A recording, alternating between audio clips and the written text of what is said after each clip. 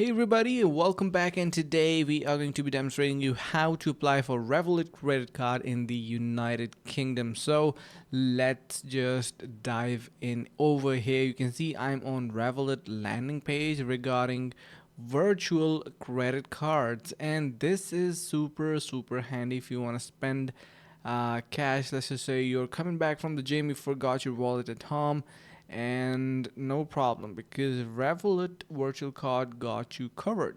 And how do we actually get it? Simply click on this apply now option and scan this to download an application onto your phone. Make sure to select your country and enter your phone number. So let's just say you are in the UK.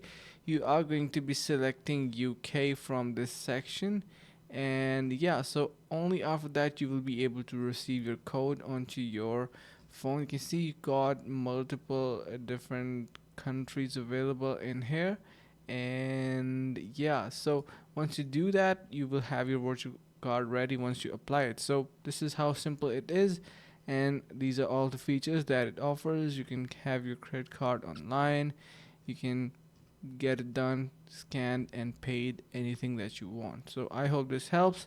Thank you so much for watching and stay tuned for more. See you in the next video.